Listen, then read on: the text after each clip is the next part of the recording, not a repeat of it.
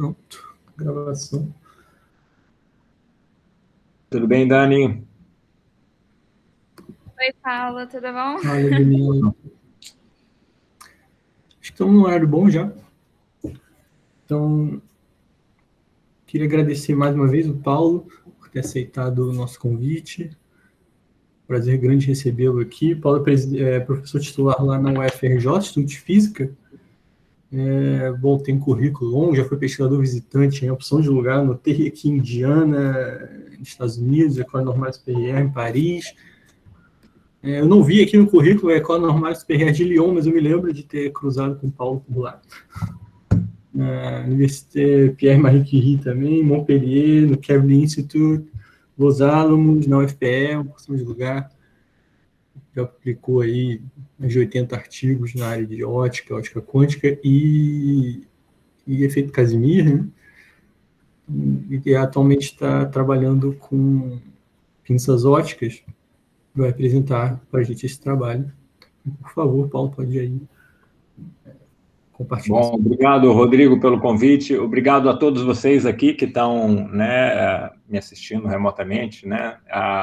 Estou vendo aqui vários amigos aí, colegas, né, que eu gosto muito. Uma pena ter que fazer isso à distância, né? Espero que tenhamos no futuro não muito distante, né, a oportunidade de ter encontros presenciais, né? Então, vou aqui compartilhar.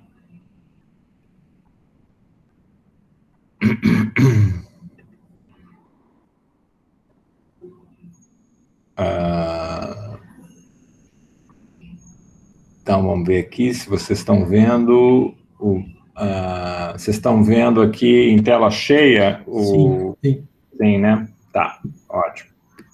Então, tá bom. Qualquer coisa, o Rodrigo, por favor, me avisa aí pelo WhatsApp, tá bom? Tranquilo. Ok.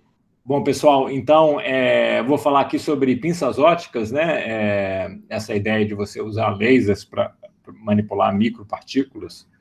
E eu ainda não passou muito tempo desde que o Prêmio Nobel de 2018 foi concedido ao Arthur Ashkin, né, que é o inventor das pinças óticas. Então, ainda eu acho que faz sentido mencionar aqui esse Prêmio Nobel, metade do Prêmio Nobel de 2018, né, foi concedido ao Arthur Ashkin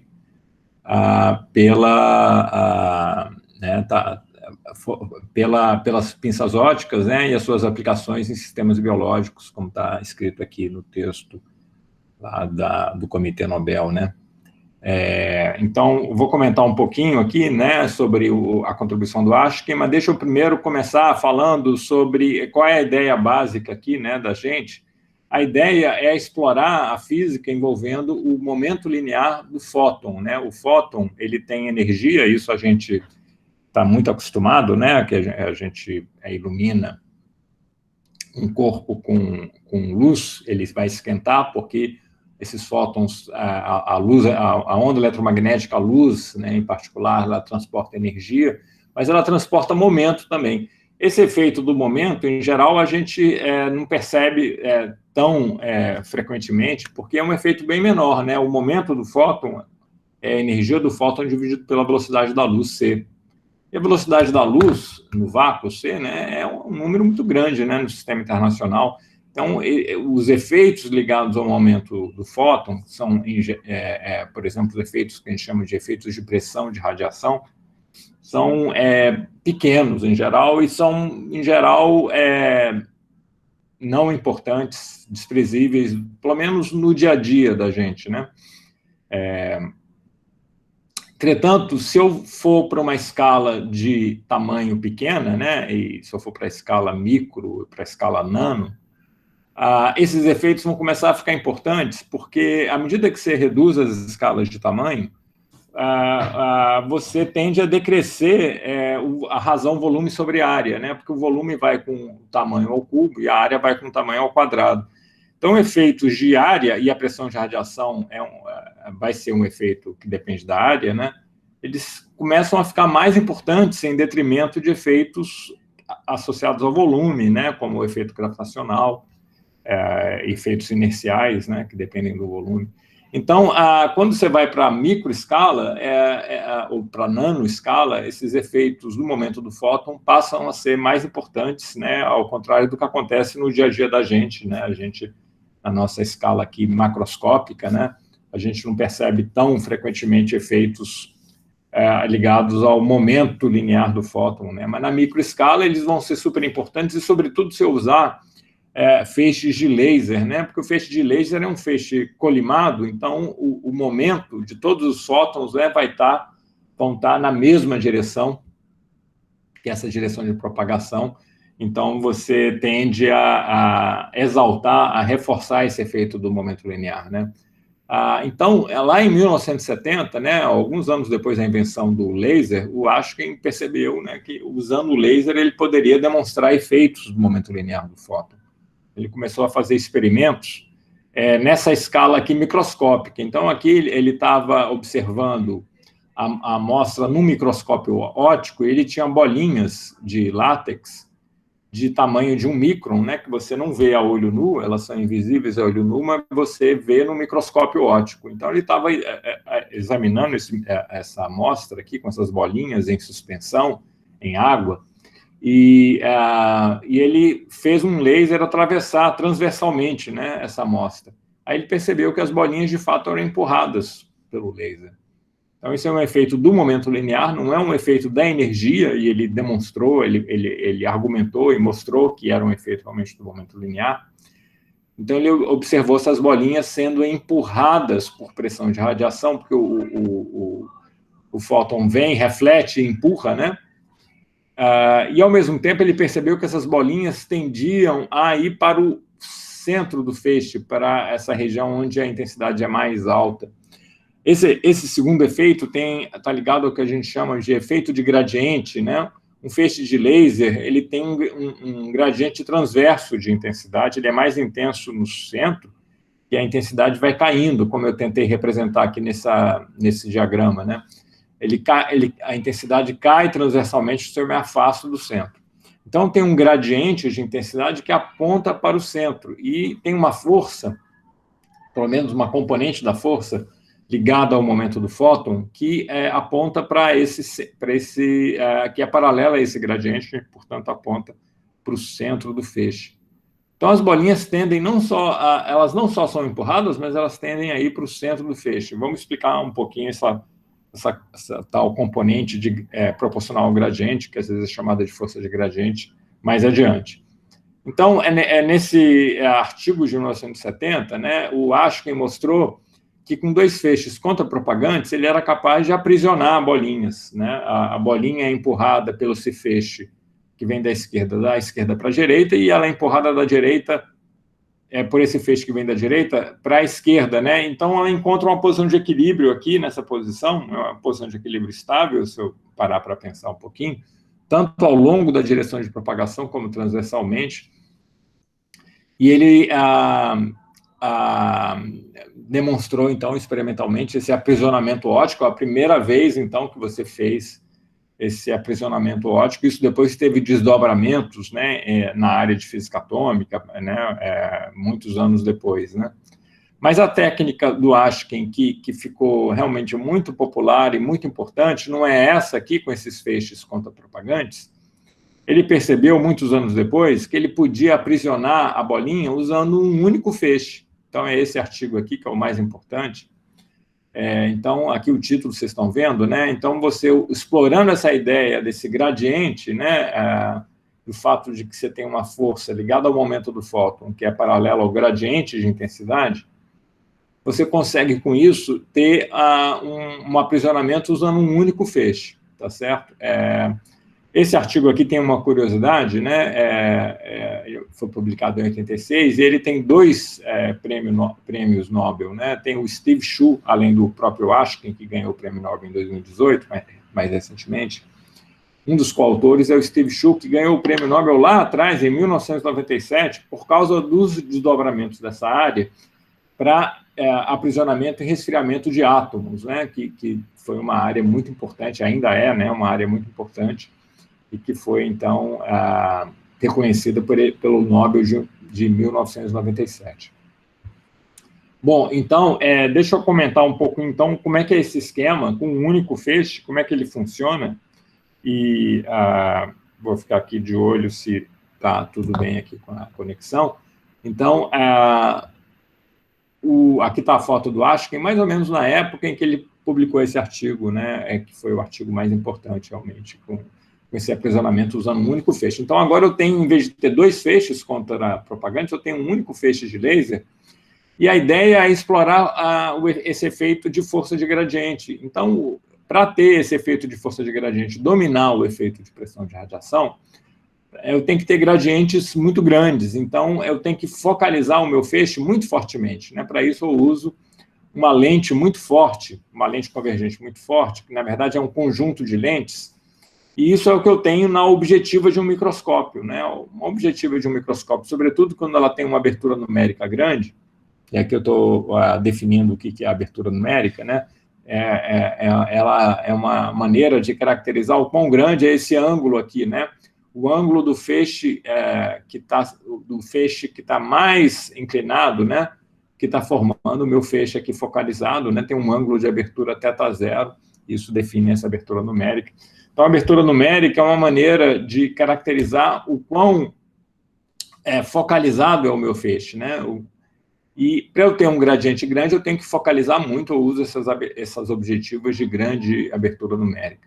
Então, se eu faço o meu laser atravessar uma objetiva de microscópio de grande abertura numérica, eu vou ter um gradiente tão forte que eu consigo prender um único feixe, porque esse efeito de gradiente domina a pressão de radiação que tende a empurrar a bolinha na direção de propagação. Então, esse aqui é um cartoon, né, muito esquematizado, né, totalmente fora de escala, porque a objetiva é macroscópica, né, ela tem centímetros de diâmetro, e as bolinhas têm microns, né, então isso aqui está completamente fora de escala.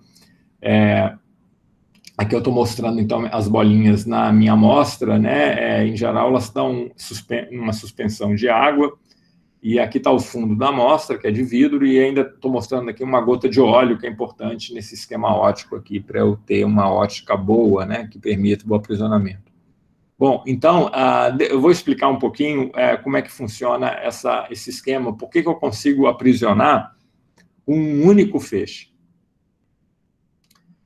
Então, para mostrar isso, eu vou usar a ótica geométrica, que é o jeito mais simples de entender. A ótica geométrica é uma boa descrição, né, quando o raio é muito maior do que o comprimento de onda, né, mas esse esquema funciona também fora do regime de ótica geométrica, ou seja, para bolinhas de raio menores, intermediários ou muito menores do que lambda, né, ele é bem versátil, né, ele é capaz de aprisionar bolinhas de qualquer tamanho, desde que você tenha as condições corretas que eu vou discutir aqui. Então, por que a bolinha fica aprisionada em vez de ser empurrada pelo feixe, né? Então, vamos seguir o que acontece com cada raio de luz do meu feixe focalizado. Eu tenho vários raios se cruzando aqui no foco, né, do feixe, mas eu só estou representando 2, para não ficar muito carregado o desenho. Então, tem esses 2 raios aqui, mas tem vários outros, né? Tem um que vai propagando aqui ao longo da direção do eixo Z, por exemplo. Mas vamos seguir esses aqui, né, que tem um ângulo maior. O que vai acontecer com eles quando eles forem refratados para dentro da bolinha? Se essa bolinha tiver um índice maior do que o meio externo, pela lei de Snell-Descartes, né, a direção de propagação vai se aproximar da normal. Então, repare que esse feixe aqui, esse fóton que veio aqui, ele já está, por causa da refração da lei de Snell, e já que o índice de refração é maior do que o índice do meio externo, que em geral é água, né? O que acontece aqui é que a componente Z do momento linear do fóton vai aumentar, né? Porque o momento linear do fóton é proporcional ao vetor de onda, né? Então, se o vetor de onda está mais próximo aqui do eixo Z, né? Está formando um ângulo menor com o eixo Z, ele ganhou o componente Z do momento angular. Isso vai ser reforçado ainda mais na segunda refração. Nessa segunda refração, ele vai se afastar da normal e a componente Z do momento linear vai aumentar mais ainda. Quem é que paga o preço, né, desse aumento da componente Z do momento linear do fóton? Isso acontece para esse outro raio aqui também, né? Se o fóton ganhou o componente Z do momento linear, para conservar o momento linear, a bolinha vai ter que ganhar uma componente Z de momento linear no sentido contrário. Então, vai ter uma força sobre essa bolinha que é no sentido Z negativo, ou seja, é ao contrário da pressão de radiação, né? Ela aponta para baixo e ela vai querer trazer, então, o centro da bolinha para o foco, tá certo? Então, é uma força restauradora, né? Que aprisiona a bolinha na vizinhança aqui do foco. Na verdade, se tivesse só refração, a posição de equilíbrio seria exatamente no foco. Como tem também reflexão, e eu não estou representando a reflexão aqui, a reflexão, né, ela faz aquilo que a gente esperava ingenuamente, né? O fóton que é refletido, ele vai transferir esse momento linear, né, empurrando a bolinha na direção Z, né? Porque aí a componente Z de momento linear dele ficou negativa, então a bolinha tem que ganhar uma componente Z positiva, então a bolinha é empurrada quando o fóton é refletido. Então ele contribui para o que a gente chama de pressão de radiação, a reflexão, né? Então, na verdade, a posição de equilíbrio vai ficar um pouquinho além do foco, né, para que eu tenha esse equilíbrio entre a contribuição da pressão de radiação, que vem da reflexão, e a contribuição da força de gradiente, que vem da refração. E é claro que está na cara aqui que para eu poder aprisionar, eu tenho que ter muita refração e pouca reflexão, senão a pressão de radiação vai dominar e eu não vou conseguir aprisionar com um único feixe, né, tá certo? Então, para ter essa condição, eu tenho que ter uma bolinha com um índice de refração maior do que o meio externo, mas não muito maior, né? Para que eu não tenha muita reflexão e tenha bastante refração. Mas isso é o caso de células, por exemplo, é o caso de bolinhas de poliestireno, bolinhas de sílica em água, como a gente vai discutir aqui. Isso está mostrando também que é mais fácil aprisionar num meio externo em água, por exemplo, num meio líquido, do que aprisionar no ar ou no vácuo, né? No ar ou no vácuo, eu vou ter um índice de refração relativo maior, né? E isso vai favorecer a reflexão. Então, vai ser mais difícil aprisionar no vácuo, sobretudo se eu quiser aprisionar bolinhas grandes, né? Não vai ser possível aprisionar com um único feixe.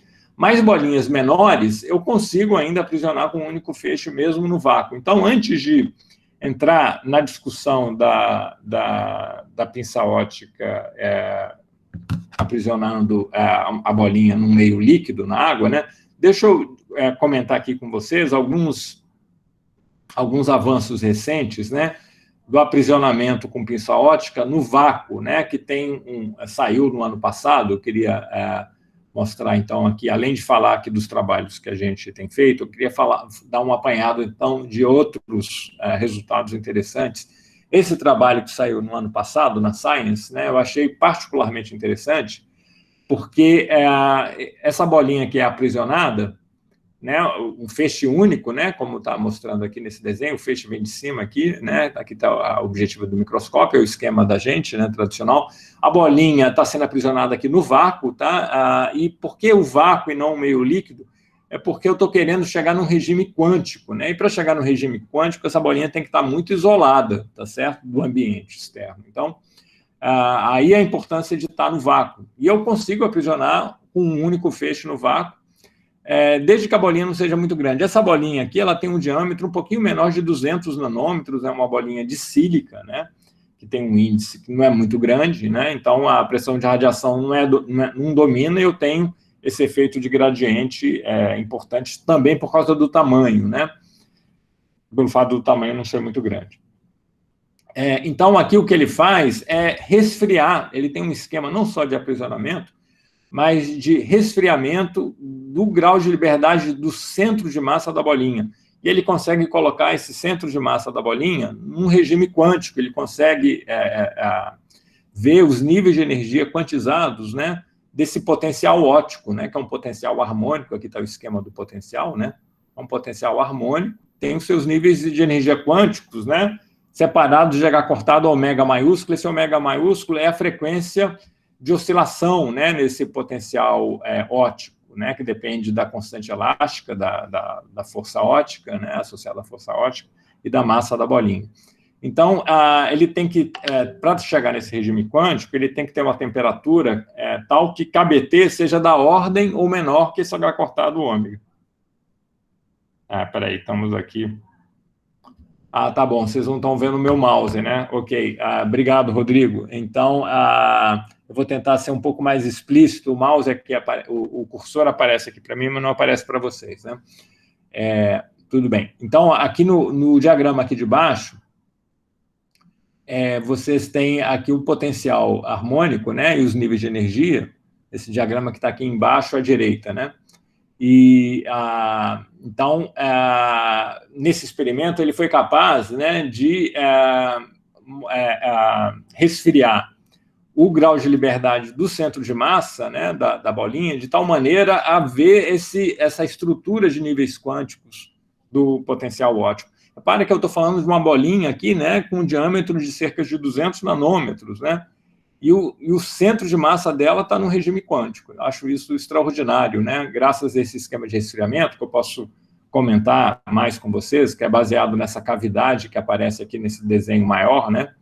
Essa cavidade que fornece o esquema de resfriamento aqui, porque ele faz um bias, né, para você ter esse regime de espalhamento inelástico, que é chamado Raman, né, esse efeito Raman, anti-Stokes, quer dizer, em que a frequência é aumentada, né, que é essa seta azul escura. Eu posso entrar mais em detalhes sobre isso, se houver interesse no final, mas eu acho extraordinário, né, que você consiga aprisionar essas bolinhas de 200 nanômetros, né, e num regime quântico, né. Tem uma outra aplicação também de você fazer aprisionamento com um feixe único no vácuo, que é você fazer essas bolinhas de sílica também. Aqui também, de novo, são bolinhas de sílica, mas esse grupo aqui, ele pega duas bolinhas de sílica, não sei se vocês estão vendo embaixo à esquerda, né? E essas duas bolinhas de sílica são coladas uma na outra, né? E isso vira como se fosse um nano-alter, né? O tamanho da bolinha é igual à bolinha lá que o outro grupo do Aspelmayer usou, são bolinhas de 200 nanômetros, um pouco menos de 200 nanômetros de diâmetro, elas são coladas uma na outra, formam um alter, e se o meu feixe aprisionador tiver polarização circular, isso quer dizer que os fótons têm, além de momento linear, eles têm momento angular também, e esse momento angular é transferido para esse nano-alter, e faz esse nano-alter girar. Eles conseguem, né, nesse primeiro artigo aqui de 2018, que eu estou mostrando aqui do lado esquerdo, o nano-alter girava com uma velocidade angular, né, que era 2π vezes 1 GHz, né, é o gráfico que está, o item C, né, que vocês estão vendo no item do lado esquerdo, né, o gráfico C, a frequência angular de rotação em função da pressão. Quanto menor a pressão, maior é essa frequência, porque essa frequência aí é determinada pelo balanço entre o torque óptico, né, e o torque dissipativo devido ao ar residual, né, ao gás residual, né. Quanto menor a pressão, menor é esse torque dissipativo, então mais rápido ela vai girar em equilíbrio. Então, nesse gráfico aí do item C, que você está vendo que você vai reduzindo a pressão e essa velocidade de rotação vai aumentando. Então, você tem velocidades de gigahertz, e no ano passado, esse mesmo grupo publicou resultados ainda mais extraordinários, né? Eles conseguiram multiplicar por 5 essa velocidade de rotação. Agora, eles conseguem fazer gerar, são os gráficos que estão do lado direito, né? Então, é o gráfico da frequência, do lado direito vocês estão novamente vendo a frequência em função da pressão, e aí você tem frequências ali de 5 GHz. Essa é a frequência linear, tá? A frequência em radianos por segundo é 2π vezes isso. Então, você tem frequências altíssimas, né? Gigahertz é 10 a 9 Hz, né? E é extraordinário. Isso pode ter muitas aplicações, por exemplo, em efeito Casimir dinâmico, fricção quântica, que esse grupo está buscando.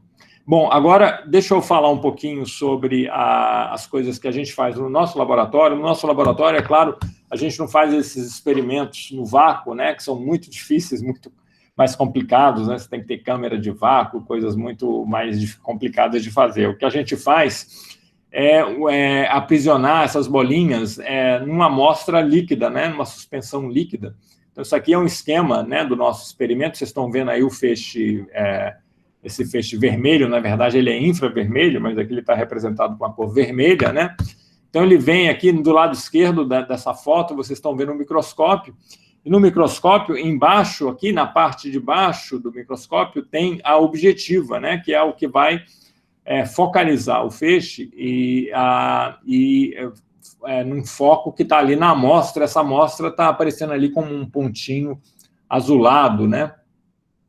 Essa luz azulada é a luz de iluminação do LED do microscópio, que está em cima do microscópio, né? É o condensador do microscópio.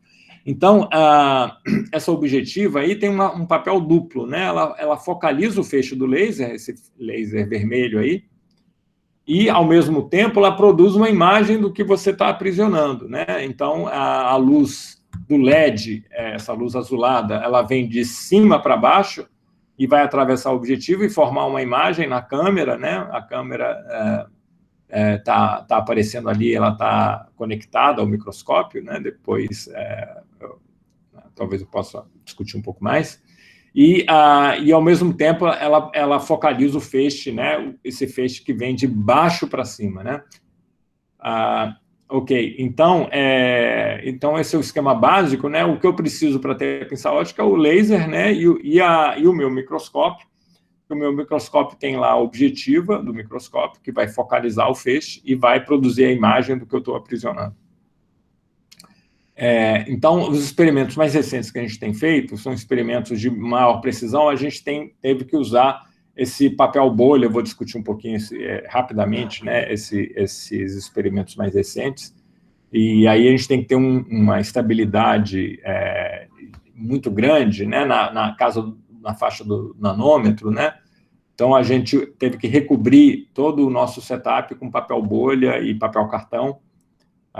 Então, aqui estou mostrando a foto do Luiz, né, que terminou o doutorado com a gente já um ano atrás, mais ou menos, e ele está aqui fazendo esse experimento que eu vou discutir. É um experimento de medida de força. Ele vai estar medindo aqui a força de Casimir entre essas duas bolinhas.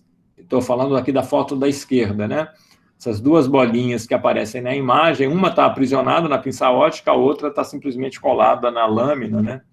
Que a gente mede a força entre essas duas bolinhas. Aqui do lado direito está o Dinei, que era pós-doc nessa época. Agora ele passou no concurso, né, para professor do Instituto de Física da UFRJ recentemente, e vai colaborar com a gente lá no laboratório. Então, aqui, novamente, o esquema, né? Então, eu vou mostrar, né, um filme, porque essa bolinha aqui aprisionada, eu estou conseguindo observá-la também, porque a iluminação, essa iluminação azulada aí, ela vai formar uma imagem, né, da bolinha que eu vou aprisionar. Então, aqui está um filme, né, do que eu observo lá no microscópio. Eu vou gravar, né, e a minha amostra, né, eu tenho essas bolinhas de poliestireno que estão em suspensão na água, tem várias bolinhas ali, e aí eu vou fazer uma pescaria, né, eu vou mexer na bandeja do microscópio, para lá e para cá, até que alguma bolinha, por acaso, passe próximo da região do foco, passe próximo desse ponto focal. Quando ela passar próxima do ponto focal, ela vai ficar presa ali, vai ser pescada, né? Vai ser pinçada. Então, eu mexo a minha bandeja para baixo, para cima, para um lado, para o outro, para cima e para baixo, até que uma bolinha passa perto do foco. E quando ela passa perto do foco, a imagem dela fica nítida, porque justamente a posição de aprisionamento é a posição que dá uma imagem conjugada nítida lá no meu plano imagem lá da câmera, né? E, então, repare que eu continuo mexendo a minha bandeja do microscópio, eu continuo mexendo a minha amostra, mas essa bolinha ela está presa, né? Vou passar de novo. Ela não mexe mais porque ela está presa pela força que a luz exerce, né? Por causa do momento linear do fóton. Ela está ali presa. Ela mexe só um pouquinho, né? Tem uma certa constante elástica ali que deixa ela mexer um pouquinho. Se vocês prestarem muita atenção, vocês verem que ela mexe um pouquinho, mas ela está presa, essencialmente, ao passo que as outras que estão com a imagem não nítida, porque elas não estão próximas do foco, elas acompanham o movimento da bandeja do microscópio. Eu posso aprisionar bolinhas de poliestireno em água, é bem fácil, porque o poliestireno tem um índice maior do que o da água, mas não é muito maior do que o da água. Então, o efeito de gradiente vai dominar a pressão de radiação. Desde que eu tenha uma objetiva uma abertura numérica grande, né? Mas eu posso aprisionar também células, né? Isso aqui é um parasita, Toxoplasma gondii, que é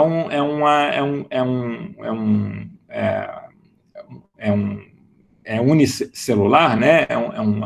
Que eles chamam de uma célula mais complexa, maior, né? É um ser eucarionte, né? Então, ele é responsável por essa doença chamada toxoplasmose, que talvez você já tenha ouvido falar, e você pode pinçar o toxoplasma, né? Um indivíduo, né?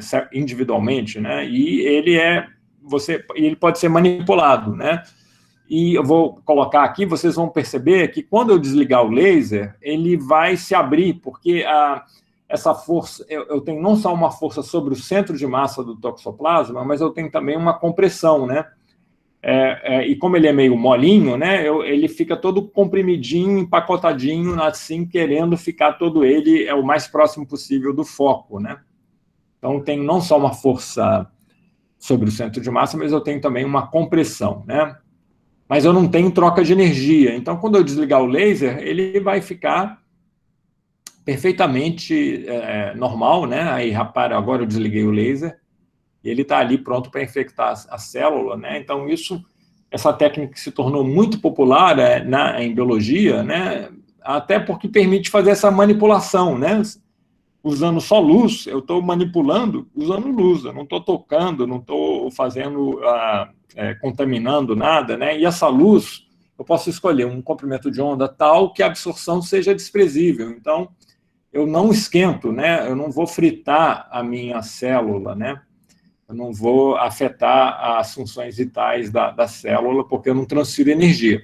O momento linear, por ser vetorial, né? Eu posso transferir momento sem transferir energia. Porque quando eu faço uma deflexão, como eu discuti lá atrás, né, quando eu faço uma deflexão do fóton, ele vai, como o momento linear é vetorial, eu vou ter uma troca de momento sem ter troca de energia, porque o fóton ele foi defletido, né, ele não foi absorvido. Então, isso é muito popular. Tem aplicações em biologia mais quantitativas, né, em que eu não uso a pinça só para manipular, eu uso a pinça para medir força. Como aqui, por exemplo, em que eu puxo esse téter, né, essa amarra de uma membrana celular, e aí eu consigo medir, comparando com a força óptica, a força que essa amarra exerce, que ela está exercendo, né? Então, com isso, eu consigo explorar aspectos aí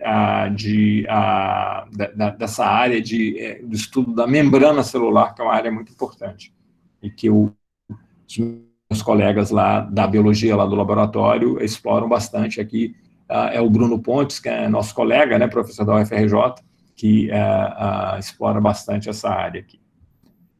Bom, deixa eu falar um pouco aqui, nesse tempinho ainda que eu tenho, sobre aplicações em física, né, da pinça ótica. Como eu já tinha comentado com vocês, que a pinça ótica permite explorar o torque óptico, né, porque o fóton, ele transporta não só momento linear, mas ele transporta também momento angular.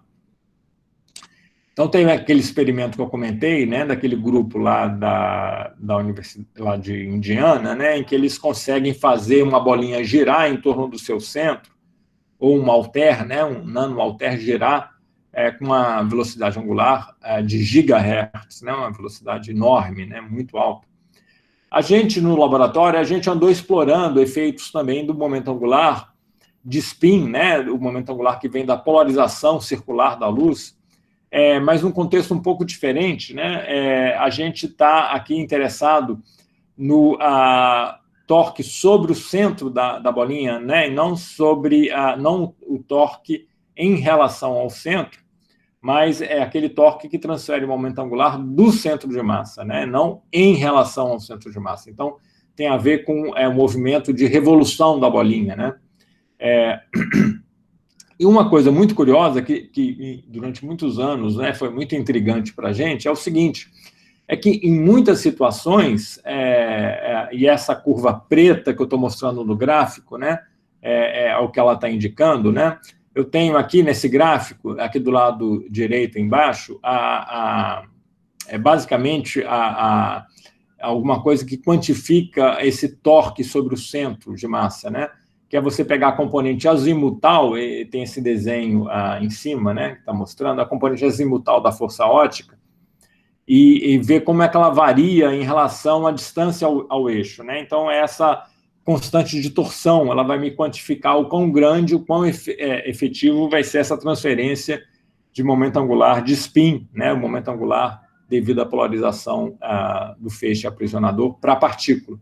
Então, aqui eu estou fazendo um gráfico dessa constante de torção em função do raio da bolinha. E aqui eu tenho essa curva preta, está mostrando que para a maioria dos raios, esse torque é negativo, quer dizer, ele tem sentido oposto ao torque, ao momento angular do feixe incidente, né? O que é muito curioso. Se eu estivesse absorvendo essa luz, e é o caso aqui da curva vermelha, né, tracejada, é claro que aí, se eu absorvo o fóton, eu vou herdar o momento angular do fóton, e aí, então, eu vou ter um torque positivo, né, é o que a curva vermelha está indicando. Mas se, ao invés de absorver, eu espalhar a luz, essa luz que é espalhada, ela tem um momento angular em excesso do momento angular incidente, né? Ela tem mais momento angular do que o momento angular incidente, porque por causa desse efeito chamado acoplamento spin-órbita, né, que é muito famoso na matéria condensada, mas aqui na ótica é o seguinte: esse momento angular de spin do fóton, ele é convertido, ao fazer espalhamento pela esfera, espalhamento de luz pela esfera, ele é convertido em momento angular orbital, que é maior, né, que o momento angular. Quanto que o momento angular de spin é limitado a H cortado por fóton, né?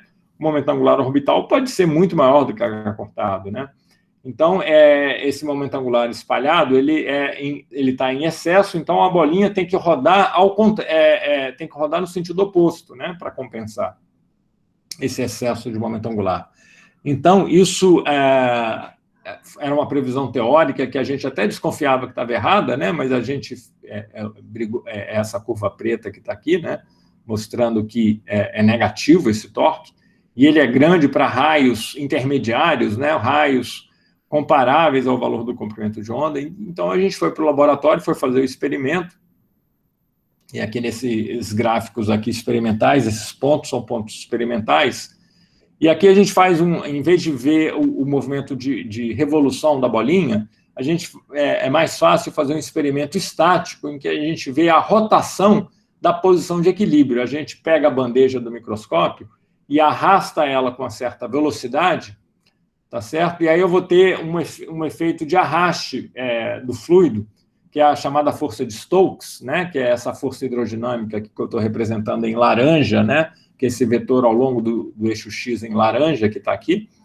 E essa força, então, vai ser equilibrada pela força ótica, mas como eu tenho essa componente azimutal, como eu tenho esse torque ótico, a posição de equilíbrio vai se dar a um certo ângulo, né, em relação à direção de deslocamento da bandeja. Então, eu meço esse ângulo, que é medindo a posição de equilíbrio, né, da bolinha, né, quando eu desloco a bandeja, eu meço esse ângulo, e esse ângulo é de alguns graus, tipicamente, né, vocês estão vendo aí nos gráficos, e esse ângulo vai depender do momento angular do feixe.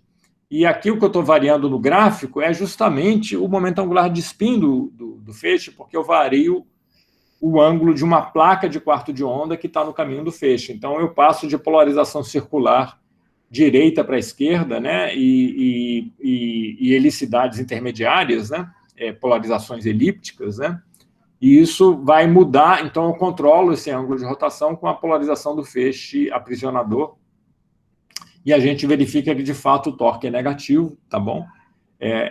Quando eu estou, por exemplo, aqui com esse valor de alfa positivo, cerca de 3 graus, né, no gráfico, é quando eu tenho polarização circular sigma menos, né, quando o momento angular do fóton é menos H cortado.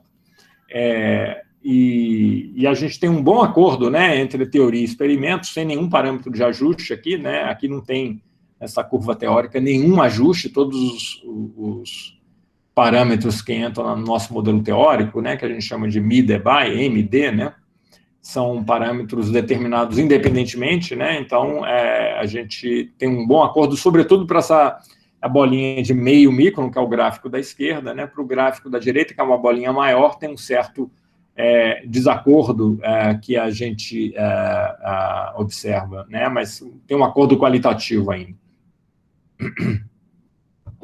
Bom, depois a gente teve a ideia de explorar essa questão do torque óptico para caracterizar a quiralidade de bolinhas quirais, né? Se eu tenho uma bolinha quiral feita de um meio quiral, esse ângulo de rotação vai depender muito da quiralidade. Então, eu posso caracterizar a quiralidade medindo o ângulo. Mais do que isso, como para um meio quiral, né, o índice de refração ele pode ser ele vai depender, né, da polarização circular ser sigma mais ou sigma menos, ser direita ou esquerda. Então, a própria condição de aprisionamento, lembra que eu comentei que eu aprisiono se o índice não for muito maior, né, do que o índice do meio. O índice vai depender, nesse caso, da quiralidade, do sinal da quiralidade, ou seja, se ela é uma partícula direita ou esquerda, e comparado com a quiralidade do feixe circularmente polarizado, né? Então, eu posso fazer uma manipulação enâncio-seletiva, ou seja, aprisionar só as bolinhas que têm uma certa quiralidade com um certo sinal, né? Que tem uma certa... que são, por exemplo, direita, e eu escolho isso escolhendo a polarização circular do feixe. Então, essa é uma aplicação que a gente propôs, né? Publicamos no ano passado, a Engen não fez ainda o experimento, esse experimento, a grande dificuldade que a gente tem é ter a amostra, né, que seja quiral bastante para demonstrar esses efeitos que a gente discutiu aqui nesse artigo. Mas existe muito interesse, né, em ter essas manipulação enâncio-seletiva usando luz, né, usando meios ópticos unicamente. E a gente veio com essa proposta aí no ano passado. Aqui é aquilo que eu tinha comentado, né, esse ângulo de rotação da posição de equilíbrio depende muito do parâmetro de quiralidade, então eu poderia usar isso para caracterizar a quiralidade de partículas únicas, né? O que é difícil, você não consegue fazer isso, por exemplo, do jeito usual, né? O jeito usual é você ter um monte de bolinhas dessa, né, em imersão, você tem uma suspensão dessas bolinhas, aí você mede a atividade óptica, né? Mas a atividade óptica vai ser um efeito coletivo combinado de várias bolinhas. Essas bolinhas, em geral, elas são diferentes umas das outras e tem um interesse muito grande em caracterizar bolinhas individualmente, né? Então, essa seria um método para caracterizar bolinhas únicas, né? Microesferas únicas. A gente também considerou o caso em que o meio externo é quiral, por exemplo, uma solução de água com açúcar, né? E a bolinha é uma bolinha não quiral. Aí, nesse caso, esses ângulos também vão depender muito fortemente da quiralidade, né? E eu posso ter ângulos grandes, né? Em vez de ângulos de alguns graus, esse ângulo de rotação podem facilmente chegar a dezenas de graus, por causa dessa quiralidade do meio externo. Vou falar agora, nos últimos minutos que eu tenho aqui, muito en passant, né? Porque eu não quero passar do tempo, de uma outra aplicação que a gente tem desenvolvido lá no laboratório, que é você medir a força de Casimir com a pinça óptica, né? Aí a gente explora uma propriedade muito importante da força óptica, que é a seguinte: a força óptica ela é proporcional à potência do laser aprisionador.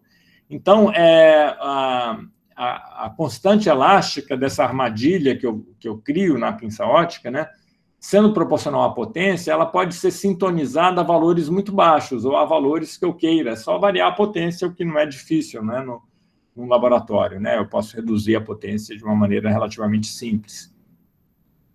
Então, eu posso ter pinças com constantes elásticas muito pequenas, né, que eu não consigo, por exemplo, usando outros dispositivos, tais como o microscópio de força atômica, que tipicamente tem constantes elásticas milhares ou dezenas de milhares, que são cerca de 10⁻³ ou 10⁻⁴ vezes maior do que esse valor aqui. Então, isso aqui, essa constante elástica muito pequenininha, permite a gente medir forças de Fentonewton, né? Então, a gente tem um sistema lá no laboratório que mede forças de Fentonewton porque a gente consegue medir deslocamento de nanômetro, né? Não vou entrar em detalhes, mas com isso a gente conseguiu medir a interação de Casimir e discutir o papel da blindagem de íons em solução. Eu vou só discutir aqui muito rapidamente a ideia genérica do experimento, né? Nesse experimento você tem uma bolinha presa, que é essa bolinha A, né? Ela está presa na pinça óptica, né? Ela está presa pela luz, e tem uma bolinha B maior que está simplesmente colada na lâmina, né? No fundo da minha amostra. Quando eu aproximo essas duas, eu vou ter interação e eu posso, por exemplo, medir a posição da bolinha aprisionada e ver do quanto ela se deslocou. É como se ela estivesse presa por uma molinha, né? E aí, se eu souber a constante elástica, eu sei a força, né? Porque estou comparando, então, essa força de interação com a força óptica, né? Que foi previamente calibrada. Aqui está uma foto, né, do experimento. Aqui a distância ainda está muito grande, né, para ter interação. Depois essa bolinha grande vai ser aproximada da bolinha pequena, porque ela está colada na lâmina, né, e eu desloco a lâmina, né, eu tenho um piezo para deslocar a lâmina. Aqui está um esquema do experimento. A imagem C é uma imagem real na situação de interação, tá? Quando elas estão separadas aqui nessa imagem C, que vocês estão vendo embaixo à esquerda, as bolinhas estão separadas aí de cerca de 300 nanômetros, tá? Distância borda a borda. Então, aqui está um pouco ampliado, né? Então, o nosso sinal experimental é a posição dessa bolinha presa na pinça óptica, tá bom? É daí que vai vir toda a fonte de informação. O que a gente faz, na verdade, é mais do que medir a posição de equilíbrio, é medir as flutuações, né?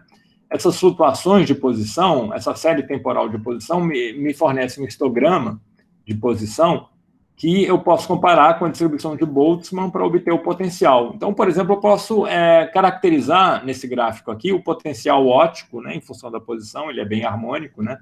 E aí eu calibro, né, a constante elástica.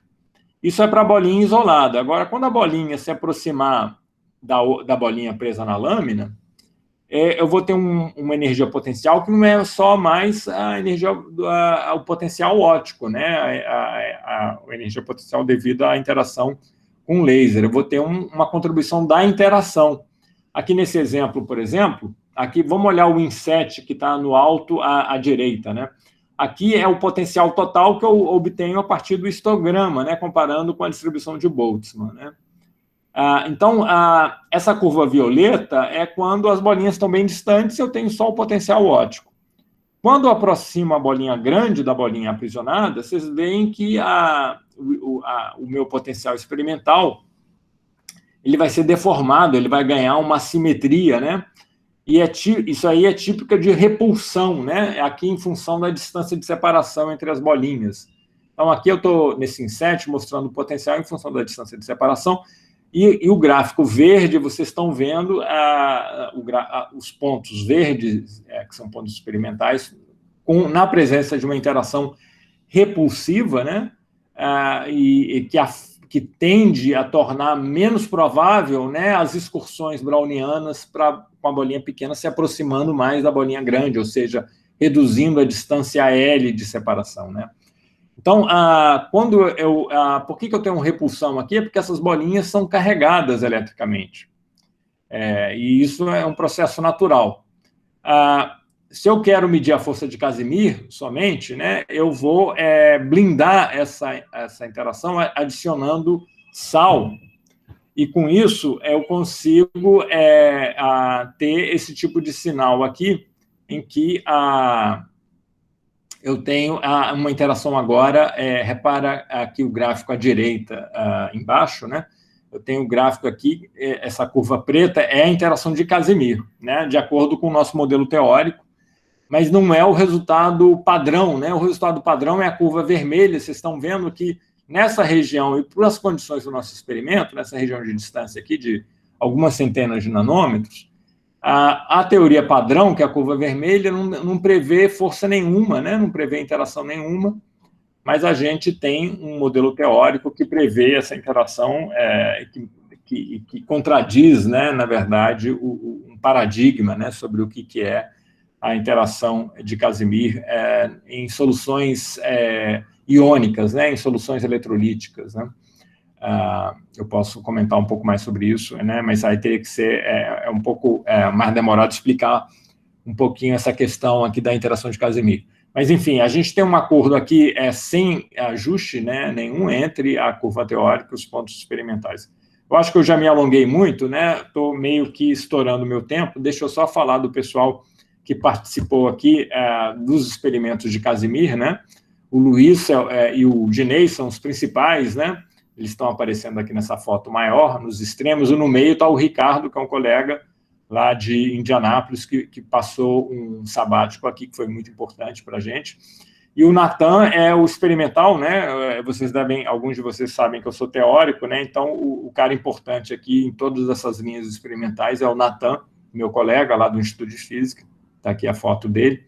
Tem vários alunos também que entraram depois, que estão começando a participar, o Arthur, o Kainan, a Larissa.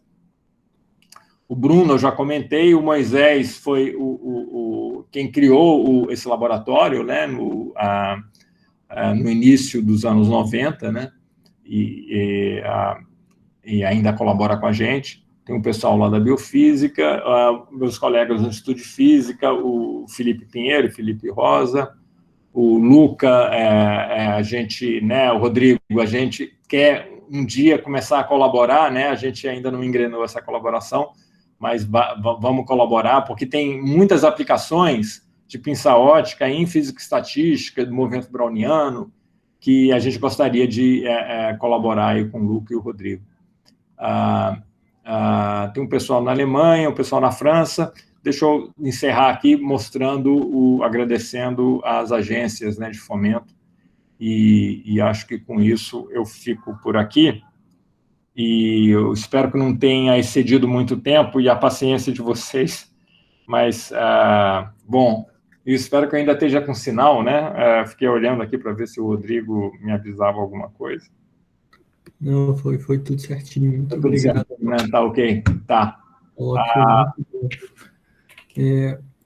A gente tem aqui umas perguntas. O Daniel Jonathan chegou a fazer uma pergunta durante o colóquio, não sei se ele quer abrir o microfone, se ele está por aí. Oi, oi, Paulo, tudo bom? Oi, Daniel.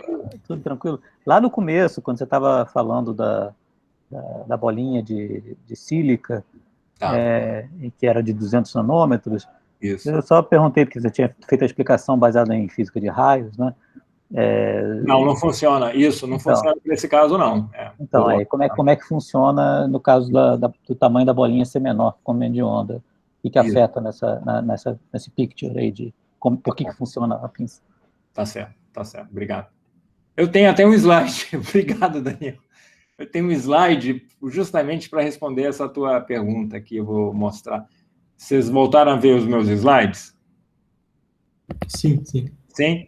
Tá. Então, Daniel, isso aí tem um outro regime que é fácil de entender também por que a pinça ótica funciona, que é o regime oposto, que é o regime em que a bolinha é muito menor do que o lambda, que também não é o caso desse experimento lá que o pessoal faz do Aspelmayer e aquele Tom Kang lá, eles fazem com bolinhas de 200 nanômetros, que na verdade não é muito menor do que lambda, né?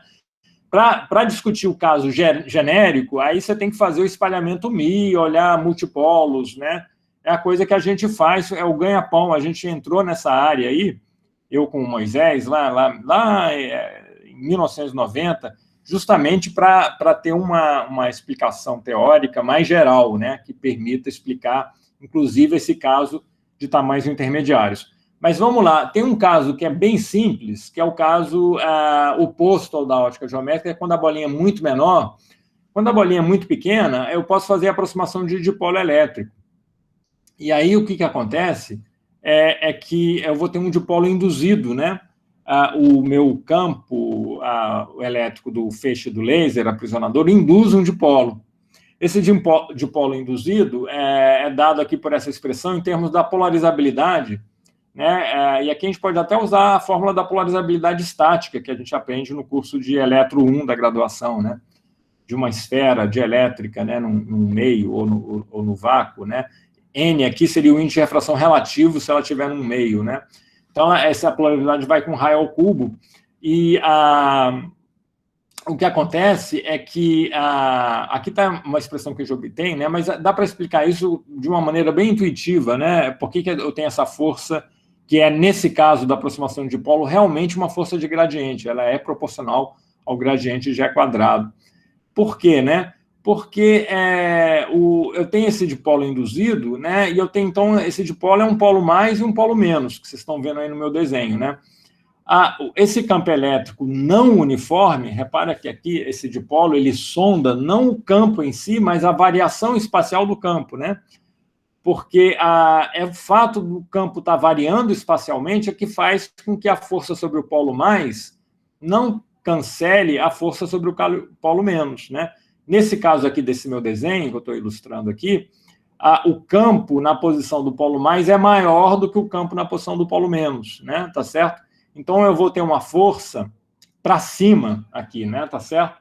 Porque, mas justamente essa força é proporcional ao quão diferente, né?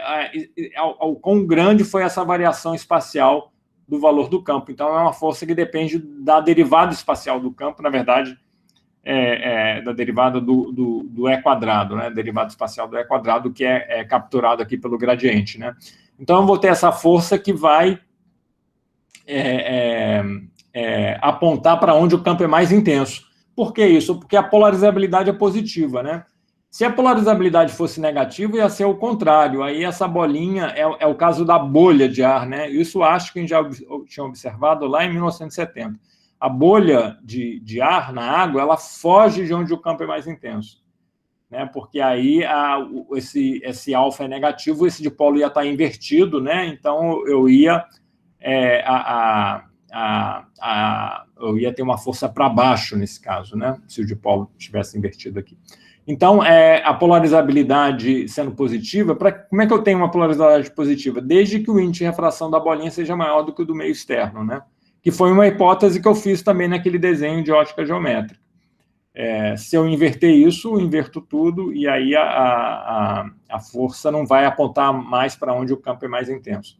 Bom, isso aqui é só para esse caso específico da aproximação de dipolo elétrico, que só vale, né, nesse regime de bolinha pequena. Se eu tenho tamanhos intermediários, o que eu tenho que fazer é pegar multipolos de ordem superior, né? Aí eu não tenho uma imagem simples, física tão simples, mas eu consigo ainda calcular, é o chamado regime de espalhamento μ, né? E a gente calcula justamente, faz teoria justamente para esse caso, que não é nem esse caso da aproximação de dipolo, nem do regime de ótica geométrica. Não sei se eu me alonguei demais. Fica à vontade aí. O Daniel fez uma pergunta de 10 segundos, eu falei durante 10 minutos quase. Desculpa, Daniel. Agora, o Márcio Argulo, ele fez uma pergunta aqui no chat, acho que depois ele mesmo entendeu melhor, não sei se ele quer comentar. Márcio, está por aí. Não, eu estava querendo saber se essa questão de você ter um torque induzido, né, nesses halteres poderia mudar a temperatura do fluido que está circundando ele, porque ele vai, na verdade, né, sempre estar na tendência de estar acoplado com a velocidade do fluido, na verdade você vai estar direcionando ele ao contrário, mas acho que não. Esses experimentos aí, se fizer um fluido, ele vai gerar, mas ele vai gerar muito lento. Para gerar rápido, assim, ele tem que estar no vácuo, tá? Então, essa coisa do vácuo quer dizer que a bolinha vai esquentar, tá? Porque ela não tem como liberar calor. Na verdade, o único jeito dela resfriar, porque a sílica é muito transparente, tá? Para esse comprimento de onda aí que eles usam. Mas sempre tem, a absorção não é zero, né? E se ela está no vácuo, ela não tem muito como ceder calor, né? Tá certo? O único jeito dela ceder calor é via... Bom, tem um pouquinho de pressão residual, mas o vácuo é muito bom mesmo, o efeito dominante passa a ser radiação de corpo negro, que não é muito eficiente, não, porque, inclusive, a bolinha é muito pequenininha. Então, ela esquenta. Mesmo naquele experimento do regime quântico, o centro de massa está resfriado, e ele vai no regime quântico, mas os graus de liberdade interno da bolinha estão numa temperatura altíssima. E uma limitação aí nesses experimentos é justamente isso de esquentar muito a bolinha. Essas bolinhas, quando elas estão no vácuo, elas esquentam muito, porque elas não têm como liberar esse calor devido a essa absorçãozinha, que mesmo muito pequena, não é nula, né? Não se acopla com a temperatura do fluido em volta, né? Não tem, ali é vácuo mesmo. Agora, no nosso caso, nos nossos experimentos, a gente tem o fluido, né, que em geral é água, e a gente, nos experimentos de Casimir, por exemplo, a gente tem que controlar para saber se não tem nenhum efeito térmico, né? Porque esses efeitos térmicos, eles podem dar origem a uma força, inclusive, que é a chamada força radiométrica, porque isso que você está falando, né, de alterar a temperatura do fluido, ele altera de uma maneira não uniforme, com gradientes de temperatura. Esses gradientes de temperatura dão origem a gradientes de pressão, que provocam uma força, né? Então, isso tem que ser muito bem controlado e minimizado. Então, no nosso caso, a gente usa potências muito baixas, né? E a gente controla a temperatura, a gente tem um termopar na amostra para medir a temperatura o tempo todo e faz o experimento sempre na condição de não variar a temperatura do fluido. Obrigado, Paulo. Agora o Zelaquete colocou uma pergunta. Zelaquete quer falar? Oi. Não, na verdade, eu só pedi para o Paulo só comentar um pouquinho sobre transferência de momento angular orbital. Ele falou sobre momento angular de spin, a transferência de spin, né? E eu queria só que ele comentasse sobre transferência de momento angular orbital. Eu imagino que seria difícil, porque o momento angular orbital, pelo menos nesses feixes Laguerre-gaussianos, ele se manifesta na fase, e a força de gradiente ela está relacionada com a intensidade. Se toma um módulo ao quadrado, a fase vai embora. Mas não sei, você pode comentar alguma coisa? Posso comentar sim, Zela? A gente planeja no futuro fazer experimentos com feixes de Laguerre-Gauss. Esses experimentos aqui foram feitos com feixes gaussianos, assim, na entrada da objetiva, né? Depois o feixe é focalizado e ele deixa de ser um feixe gaussiano, padrão, né? E passa a ser um feixe não paraxial. A gente não fez experimento, mas a gente planeja fazer com feixes de Laguerre-Gauss e na entrada da objetiva. Então, esse momento angular orbital, ele não existe previamente. Ele aparece pelo espalhamento μ, né? Pelo espalhamento do feixe pela bolinha, né? Esse espalhamento, o pessoal sabe que ele é um mecanismo que converte momento angular de spin em orbital. Quer dizer, a gente tem basicamente só momento angular de spin, embora a focalização também possa dar origem a um pouco de momento angular orbital, mas você tem momento angular de spin, né, e do feixe incidente, e aí, ao espalhar,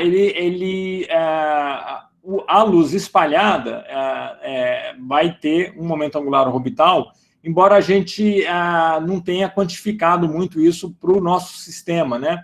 O que o pessoal sabe, e aí tem uns trabalhos, né, que o espalhamento μ, de fato, produz esse acoplamento spin-órbita, né, essa conversão de spin em momento angular orbital. Por exemplo, é fácil de mostrar, Zela, que a helicidade do fóton não é conservada no espalhamento μ, né? Você tem uma amplitude de inverter o spin, né? E aí você, então, para conservar o momento angular, né? O momento angular, para a bolinha, pelo fato de eu ter essa simetria esférica, o momento angular total é conservado, né? Mas você tem essa inversão do spin, que significa que você está gerando o momento angular orbital, tá certo? Mas não Então tem uma redistribuição do momento angular, de uma certa maneira. Isso. Né?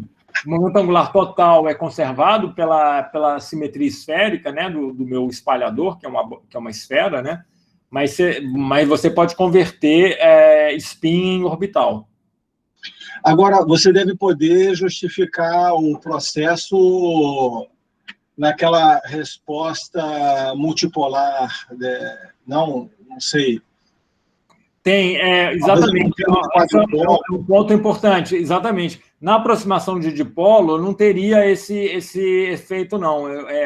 e isso aparece nessa curva preta. Não sei se vocês estão vendo aqui a curva preta, para raios pequenininhos, que é a aproximação é positivo o torque, né? Você gira no sentido usual, no sentido esperado, né? No sentido do momento angular que está chegando, né?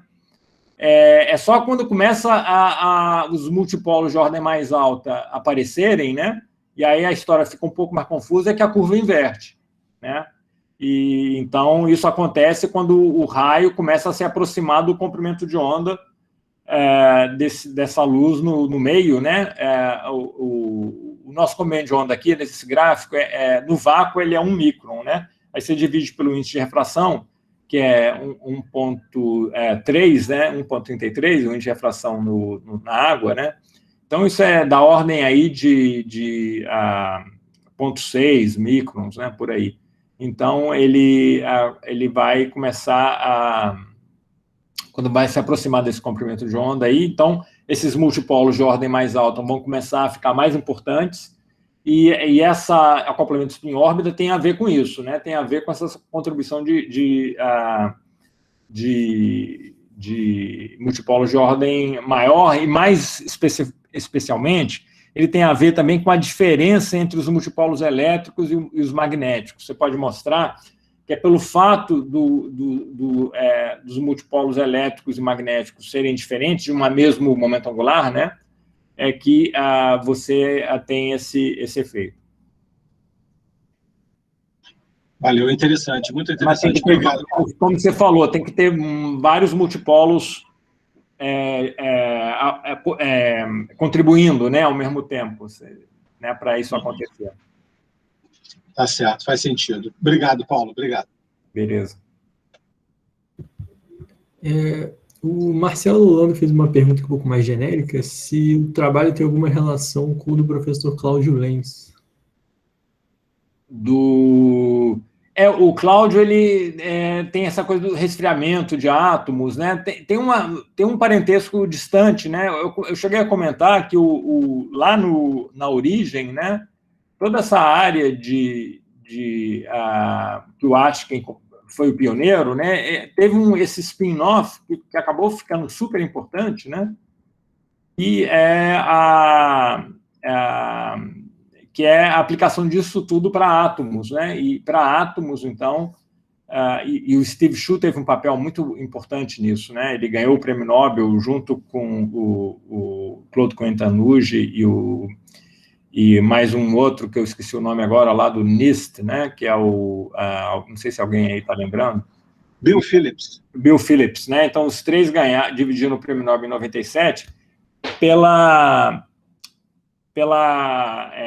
desdobramento que isso teve nessa área de física atômica, né? E que teve, por sua vez, um desdobramento do desdobramento que foram os condensados de Bose-Einstein atômicos, né? Que teve um outro prêmio Nobel posterior que foi então para essa área que foi um desdobramento desse desdobramento, digamos assim, né? Então, sim, tem essa ideia de você usar a luz para aprisionar, foi explorada para átomos, né? E eu acho que em um desses resumos aqui, vamos ver, ó, ele comenta isso, né? Vamos ver aqui. Aqui, ó, tá vendo? É a última frase do resumo, vocês estão lendo, ó? A aplicação desse princípio para aprisionamento de átomos é considerada. No artigo ele discute, ele não apresenta resultado nenhum, mas ele discute as ordens de grandeza, né? Que você poderia, em vez de estar aprisionando uma microesfera, uma nanosfera, você pode aprisionar um átomo. E o princípio é muito parecido. Aí, é claro, como falou o Daniel, eu não vou explicar isso em termos de ótica geométrica, aí, nesse caso, mas vai ter uma força de gradiente também, porque esse átomo no estado fundamental eu vou induzindo de polo, né, e vou ter uma força proporcional ao grade de E quadrado. Então, tem sim um parentesco com essa área.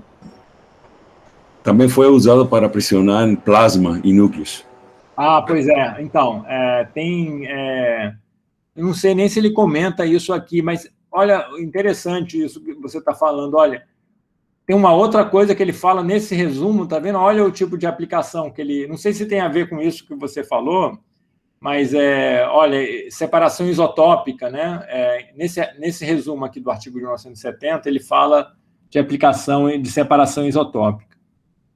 Mas é interessante que tem essa coisa da aplicação em plasmas, né? Não sei nem quem falou, foi o Lubian, né?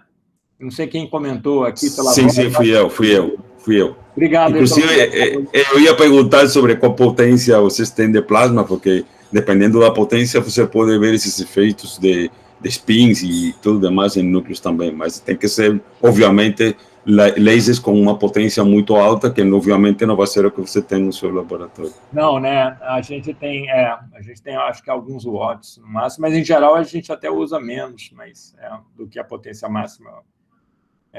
É curioso que esse prêmio, é interessante, Lubian, você falar nisso, porque esse prêmio Nobel de 2018, metade dele foi dividido para essa área de você fazer pulsos ultracurtos com potências altas, né?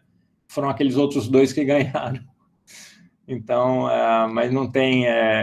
mas o Ashken, ele não explorou muito essa, que eu saiba. Mas teve esse outro pessoal que dividiu o prêmio Nobel com ele em 2018. Enfim.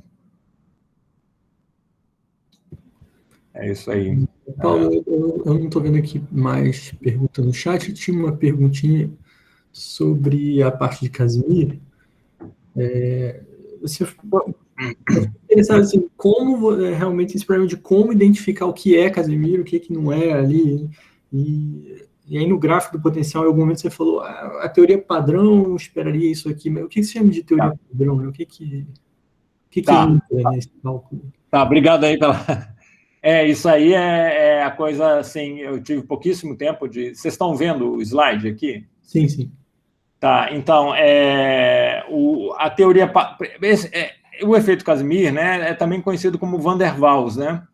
É a mesma coisa. Isso, às vezes, a pessoa acha que são coisas diferentes, mas Van der Waals e Casimir são nomes diferentes para o mesmo efeito. Só que quando essa comunidade que usa a palavra Van der Waals, o tipo de física que eles têm em mente é um pouco diferente da gente, né, que vem da ótica, né? Para eles, essa interação de Van der Waals atrativa vem de flutuações quânticas de carga, né, nas esferinhas. Essas esferinhas, mesmo que elas sejam neutras, né, elas não são, mas digamos que elas fossem, né, vai ter um efeito que vem da flutuação quântica de dipolo, quadrupolo, multipolos, tá certo? São flutuações de origem quântica, tá certo? Então não tem análogo clássico, mas eu não preciso quantizar o campo, né, eletromagnético para explicar isso. Se eu penso o efeito Van der Waals só nessa linha, esse efeito de blindagem que eu estava discutindo aqui, né, porque quando eu tenho uma partícula carregada, como você tem esses íons, né, numa solução aquosa, você sempre tem íons em solução. Os íons estão livres para se deslocar, né? Você tem uma partícula carregada, eu vou ter um bias, uma tendência a ter íons de carga oposta blindando, né? Isso é o que a gente chama de blindagem. Ora, mas isso não deve acontecer só para uma carga prescrita média. Isso deve acontecer também para cargas flutuantes, né? Para um dipolo flutuante também vai ser blindado. Por isso é que essa curva vermelha aqui, o que acontece? Essa contribuição foi blindada, então não tem sinal nenhum, porque eu estou com uma concentração salina muito alta, então eu estou com uma blindagem muito forte. Então, porque para eles, né, a interação de Van der Waals é essa flutuação de cargas, né? Então, se eu tenho assim como eu tenho a blindagem do efeito eletrostático de uma carga média, eu tenho a blindagem também do efeito Van der Waals que vem devido a flutuações de carga, tá bom? Quando a gente olha para esse efeito, né, com uma visão mais de ótica quântica, pensando em termos de flutuações quânticas do campo, né, a gente percebe o seguinte, de fato tem uma contribuição blindada que está ligado a modos longitudinais, mas tem uma contribuição, que é essa curva preta aqui, que são modos transversos, né, mesmo nesse regime em que eu tenho uma concentração salina muito alta, esses modos transversos não são blindados. Isso é a nossa previsão teórica, tá? Então, por que isso aqui a gente chama de interação de Casimir? Bom, porque a gente espera que aqui só tenha Casimir, né? Porque a gente subtraiu o potencial óptico, né? E aqui está o potencial total no gráfico do alto à esquerda, né? Quando você subtrai o potencial óptico, você só tem um potencial de interação, e como você está com a blindagem muito forte aqui, a interação eletrostática foi totalmente suprimida, né? E o que sobra a gente interpreta como sendo a interação de Casimir, e a gente tem um modelo teórico para a interação de Casimir que tem um acordo bom, né, dada as limitações aqui da precisão do nosso experimento, um modelo teórico. Agora, isso aqui o pessoal pode questionar, dizer que são outras interações, né, que tem outros efeitos, né, porque, na verdade, eu olhando a literatura, eu acabei descobrindo que tem muitos resultados anteriores obtendo essa interação atrativa a grandes distâncias, né, que não é prevista pelo modelo padrão, né, de Van der Waals. Mas aí várias hipóteses, né, foram lançadas, ideias de nanobolhas de ar, enfim, teve uma variedade muito grande de sugestões, de explicações possíveis. A gente está aqui, né, apresentando uma explicação que não depende de nenhum parâmetro ajustável, que é um cálculo de primeiros princípios, que é essa curva preta aqui, e que ajusta, que tem um acordo bom, né, com os nossos dados experimentais, né? Então, a gente está com uma certa confiança de que isso de fato, a interação de Casimir. Por que é Casimir, então? Porque a gente tem esse modelo para Casimir, compare e tem um acordo bom, né? Então, desculpa, de novo, eu estou dando respostas muito longas, eu acho. Não, de jeito nenhum. Na verdade, eu até ia comentar isso. Tem uns casos de interação mediada pelo fluido. Eu não sei que tipo de coisa você considera aí. Tem. Sobretudo quando você vai a distâncias menores, de nanômetros, dezenas de nanômetros, tem muitos tipos de interação em meio aquoso, né, que a gente não está levando em conta aqui. Muitas delas são de curto alcance, né? Interações, aí depende se a superfície é hidrofílica ou hidrofóbica, né?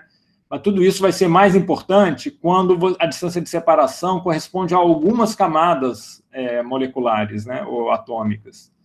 Quando você está a uma distância de várias centenas de nanômetros, né, essas interações em geral já morreram.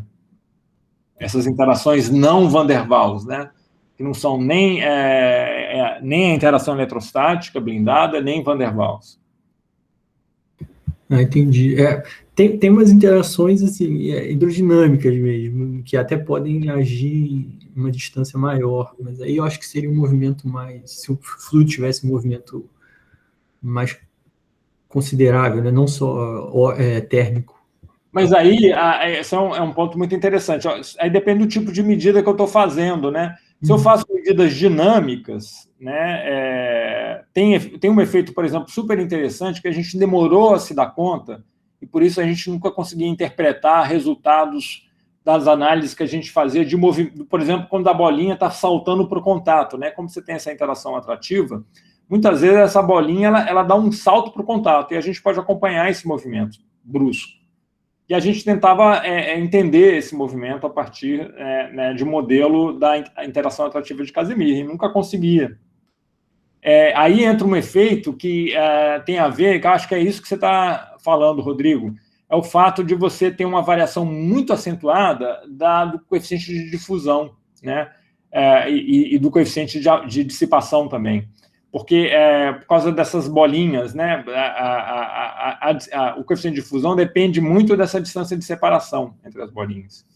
Então, você tem, na equação de difusão, né, um termo de arraste que vem dessa variação espacial do coeficiente de difusão. Quer dizer, acho que a ideia intuitiva é assim, né, você tem um efeito de arraste, porque se você está num lugar em que ela vai difundir mais do que em outro lugar, que ela difunde menos, ela tende a ir, né, para onde ela difunde menos, né, até por uma questão estatística, né. Era isso que você tinha em mente, Rodrigo? Esse tipo de coisa também, Eu estava pensando que era uma coisa mais simples, mas depois a gente já pode... Mas essa medida que a gente faz aqui é uma medida da distribuição de equilíbrio. Aí, essa questão do fato do coeficiente de difusão depender da posição acaba não importando. Ele importa para determinar, por exemplo, como é que eu tenho que parametrizar a minha medida, né? Eu tenho que ter uma medida para ter uma estatística boa, tem que esperar uma escala de tempo entre duas medidas consecutivas de posição maior do que o tempo de correlação. O tempo de correlação do movimento browniano depende muito do coeficiente de difusão.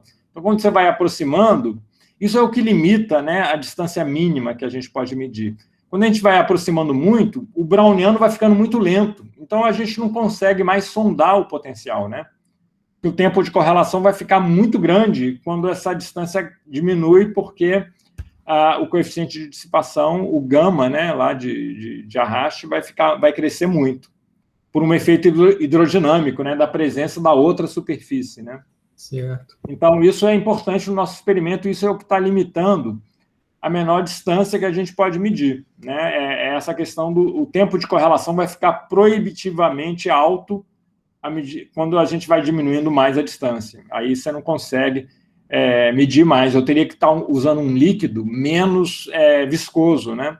A gente está pensando em usar acetona, inclusive, que é muito menos viscoso que a água. Interessante, muito legal. Tem uma última pergunta aqui também, de novo, do Marcelo Holanda, também de caráter um pouquinho mais genérico, se o trabalho tem uma relação com o do CERN na Suíça.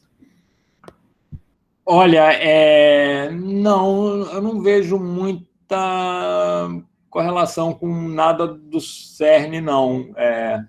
Eu até tinha visto essa pergunta no chat, mas se você quiser... mas, enfim, eu posso estar enganado. Eu também não tenho... Deixa eu ver quem fez a pergunta aqui, foi o Marcelo, né? O Marcelo, se você quiser ser um pouco mais específico, você estava pensando em alguma coisa especial lá do CERN? Mas, a princípio, eu não vejo... Porque, na verdade, o CERN trabalha com aceleradores, né, de partículas. Sim. Tá. Isso. Aqui aqui é um outro tipo de física, né? Não tem chamada física de baixas energias, né? Não tem uma conexão muito evidente, não, com o que se faz no CERN. Bom. Professor, para atrasado, esse nome Casimir é em homenagem a um físico, é? É um físico holandês, que foi, durante muitos anos, ele trabalhou na Philips, né, na empresa. Ele não era da área acadêmica, mas ele era um cara muito ativo, né, e ele chegou a ser diretor do laboratório de pesquisa da Philips, lá na Holanda. E ele era um cara muito influente. O Casimir, ele acho que, se não me engano, ele foi presidente da Sociedade Europeia de Física durante muito tempo. Então, ele tinha... E ele foi aluno do Ehrenfest, né, que é um físico holandês conhecido aí quando a gente aprende mecânica quântica, né, tem um teorema do Ehrenfest. O Casimir fez o doutorado com o Ehrenfest, e logo no início da mecânica quântica, né. O Casimir era tinha muita conexão com o Niels Bohr, né? Parece que essa ideia dele, do efeito dele, né, de relacionar essa interação atrativa, né, com a energia do vácuo quântico, com a quantização do campo eletromagnético, foi uma sugestão do Niels Bohr, né, numa conversa que ele teve com o Niels Bohr. Isso é que o próprio Casimir conta. Tá ótimo. Obrigado, Paulo, mais uma vez. Muito obrigado. Ok, Rodrigo. Obrigado a todos vocês Deixa eu terminar aqui a apresentação. Obrigado pela atenção aí, e espero que eu não tenha me alongado demais. Eu tenho sempre um pouco de receio de passar demais do tempo. Não. De modo algum. Deixa eu parar aqui a gravação.